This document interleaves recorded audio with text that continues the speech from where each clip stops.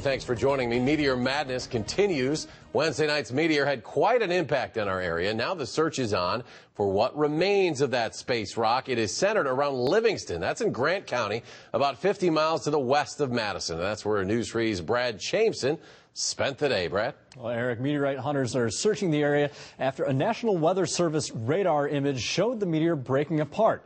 Now, there is a huge market for meteorite collectors, especially after a fall like we saw earlier in the week. But for some, the scientific value outweighs all else.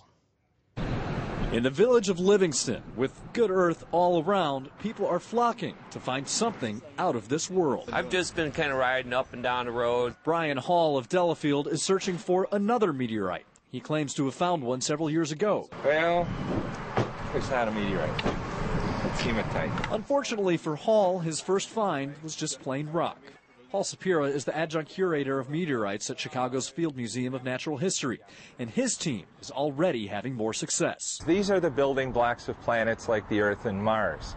So if we can get a good idea of how these things came about, then we put the big picture together and try and understand our own origin a little bit better. Debris is likely spread all over a large area over fields, but looking in the grass and the dirt for a pebble is very tough.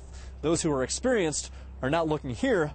They're looking on the pavement. They would hop out of the car and they would literally walk along with, they each had one of these and they were touching these, trying to see if they could find one. Terry Boudreau, working with the Field Museum team, recovered the first meteorite Thursday. You can see the black crust on it. This is from the entry into the atmosphere. He and his two sons gave up driving and asked a farmer if they could look around. You may not know this, but you're in ground zero. And the guy goes, "Oh, I know it." And I said, "How do you know it?" And he said, "Because I was sitting in that chair at 10:10 last night having a beer with my buddy, and the meteorite exploded above my head, and a piece hit this shed and landed at my feet." The first 2 days turned up about a half dozen meteorites, and by what much of southern Wisconsin saw Wednesday night, experts say there's a lot more still out there. And the main mass could be 50, 60 kilos, and it could be in a giant crater in a farmer's field somewhere right now.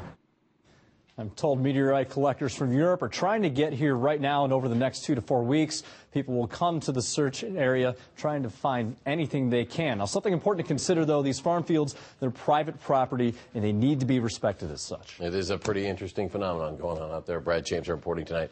Brad, thank you very much.